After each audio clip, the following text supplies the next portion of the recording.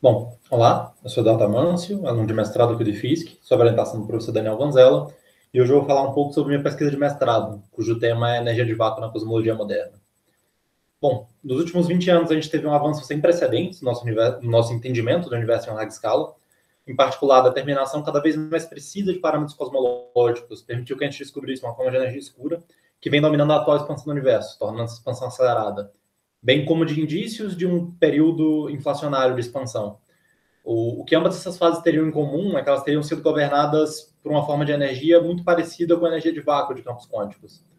Então, no trabalho atual, a gente tem explorado contextos cosmológicos nos quais a energia de vácuo desempenha um papel relevante, passando tanto por uma análise clássica efetiva, na qual a gente explora, por exemplo, modelos inflacionários clássicos, quanto um estudo da quantização de campos livres em espaços curvos, com particular ênfase na construção de expansões adiabáticas, que possibilitam para a gente estender de maneira aproximada o conceito de vácuo em espaços curvos e fornecem um método particularmente prático de anomalização em espaços de Friedmann-Robertson-Walker, que é a subtração adiabática. A gente ilustra, então, o emprego desse método na obtenção de tensor de energia momento de um campo escalar. Então, começando com um pouco de contexto, vou falar de expansão cosmológica acelerada, de modelos clássicos, né? Então, falando primeiro do modelo cosmológico padrão, o nome do CDM.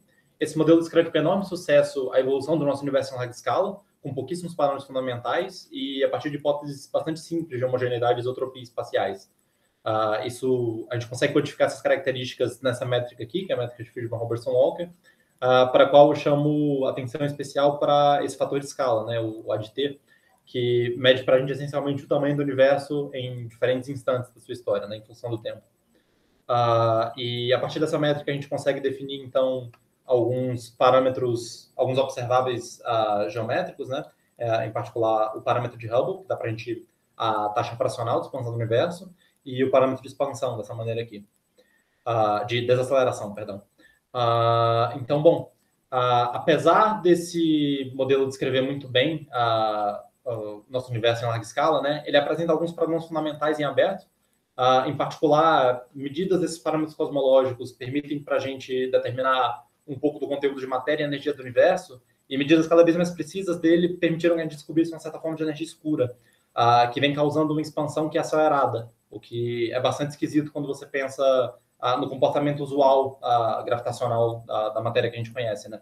E dá para a gente indícios de um período inflacionário primordial, principalmente pelo fato de a gente ter uma seção espacial extremamente plana, mas há outros motivos também.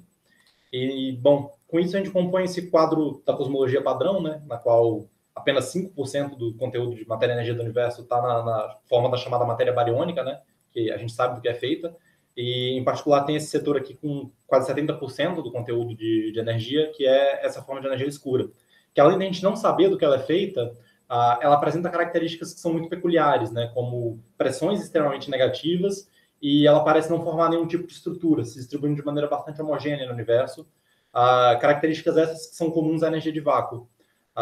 E, bom, a forma mais simples que a gente consegue descrevê-la é a partir de uma constante cosmológica, né, que entra na equação de Einstein dessa maneira aqui, a partir de um termo proporcional à métrica, e daqui que vem o lambda do modelo lambda CDM, né? E, bom, ainda com modelos clássicos de energia de vácuo, a gente consegue descrever um período inflacionário que transiciona para um Big Bang quente, né, dominado por matéria e radiação. Se a gente considera o caso simples de um campo escalar algo interagente, com a Lagrangiana dessa forma aqui, a gente obtém, então, as equações dinâmicas, né, tanto as equações de Einstein quanto as equações de Euler-Lagrange para esse campo de matéria.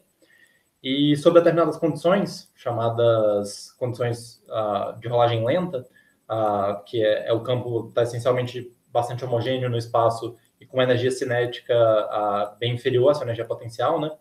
A gente obtém as equações aproximadas aqui, nas quais, nesse regime, o parâmetro de Hubble é praticamente constante com o tempo, né? De maneira que você tem uma expansão exponencial, e o campo rola lentamente desse estado de vácuo instável aqui, desse máximo de potencial, né?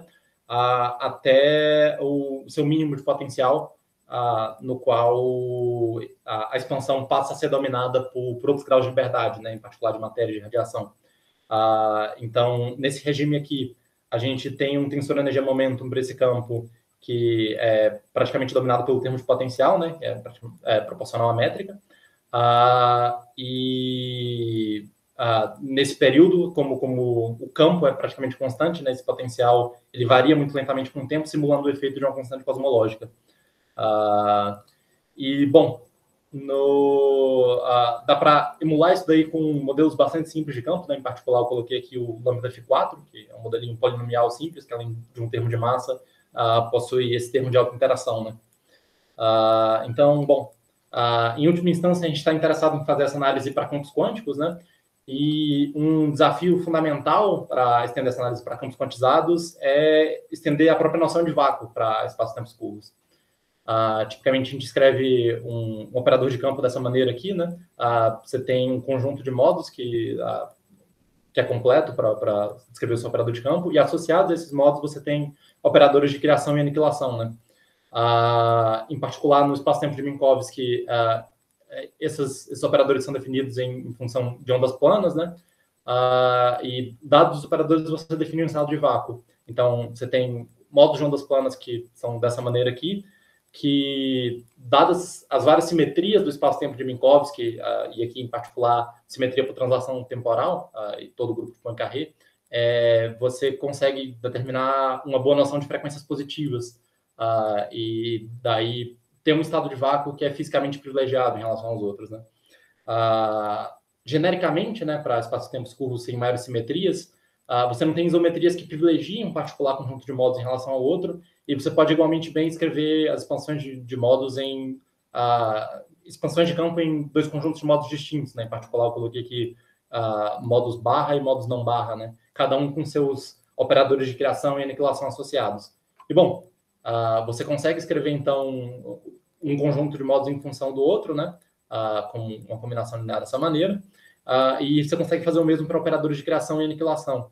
E o que acontece, em geral, é que operadores no caso de aniquilação, de um dado conjunto de modos, tipicamente misturam o que são operadores de criação e o que são operadores de aniquilação para um conjunto diferente de modos. Então, se para cada um desses conjuntos a gente define um estado de vácuo, né?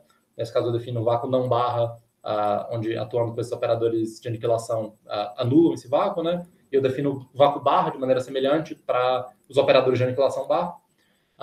Porém, se eu atuo com, por exemplo, esse operador de aniquilação não barra no vácuo barra, ele não aniquila esse estado de vácuo, né? Na verdade, é uma combinação de estados de uma partícula, de maneira que esses estados de vácuo eles são distintos. E isso, inclusive, está associado a fenômenos de criação de partículas em espaços-tempos dinâmicos, né? Nas quais você não consegue uma noção inequívoca de vácuo. E, em particular, métricas de Friedmann-Robertson-Walker, apesar de altamente simétricas, não são métricas estacionárias, né? Seu universo expande com o tempo, não admitindo, então, uma boa noção de modos de frequência positiva. Em geral, o que a gente consegue fazer é escrever soluções na forma WKB em coordenadas conformes. A gente consegue colocar a métrica de Friedmann-Robertson-Walker nessa forma aqui, né?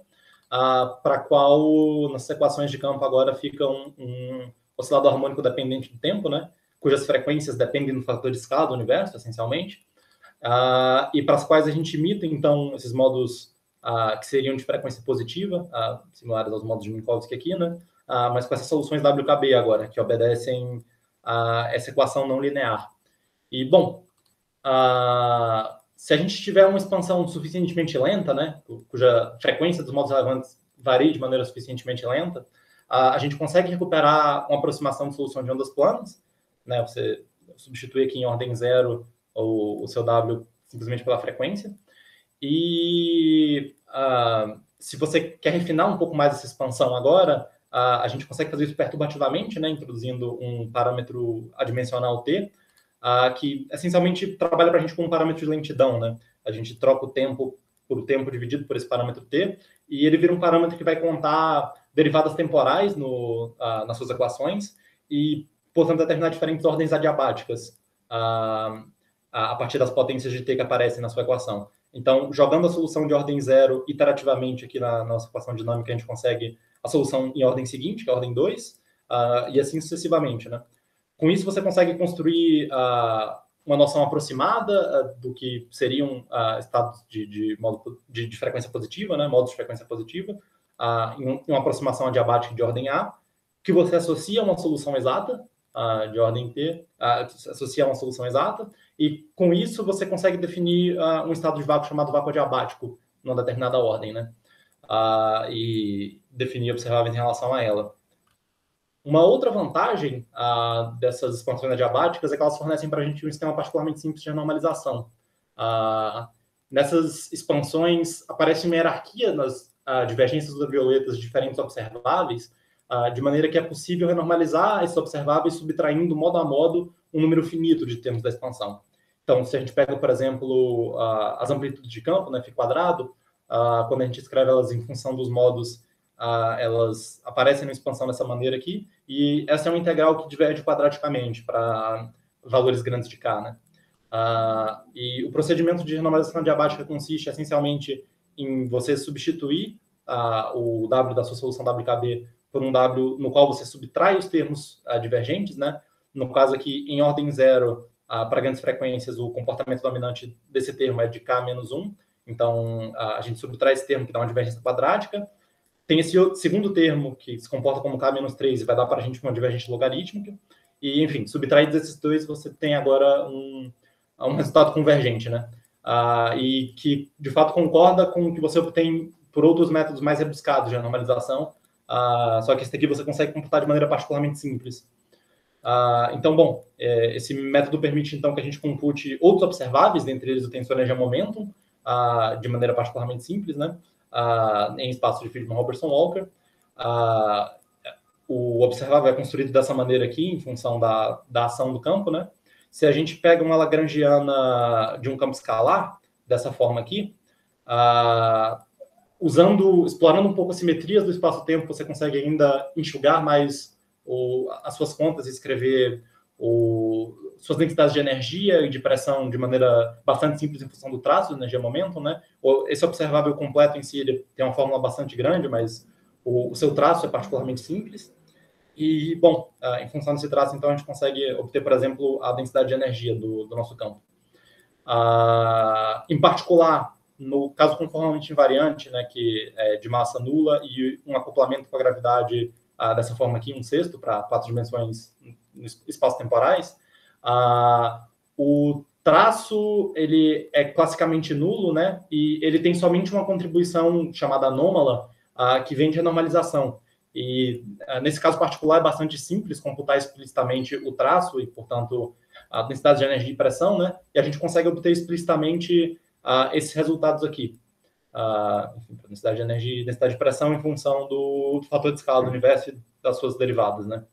Particularmente para espaços-tempos de de Sitter, que expandem exponencialmente, a gente consegue obter uma solução da forma de constante cosmológica, que é dominada basicamente pelo termo de energia de vácuo, e dá para a gente uma solução autoconsistente de um universo permeado essencialmente por esse campo em estado de vácuo, né? Você obtém uma equação de estado que dá uma pressão negativa, exatamente igual a menos a densidade de energia, e um tensor de energia do momento nessa forma aqui, proporcional à métrica, né? E nesse caso, a constante de proporcionalidade, o lambda, aparece dessa forma aqui, né? É o que sai dessas equações acima, quando a gente coloca uma métrica de de Sitter. E, bom, para além dessas contas, algumas extensões imediatas do emprego desse método incluem computar tensor energia-momento em condições um pouco mais gerais, por exemplo, trocando massas e acoplamentos, e para campos diferentes também, né? E também dá para a gente fazer análise, por exemplo, do espectro de flutuações da radiação cósmica de fundo. Esse aí está associado a um outro observável, que é a amplitude de campo, propriamente dito. Então, há algumas coisas a se explorar além desses observáveis que eu trouxe aqui a partir da renormalização adiabática, né? Bom, por fim, deixo então meus agradecimentos ao CNPq, que é a agência que fomenta o meu mestrado, e muito obrigado. É isso por hoje.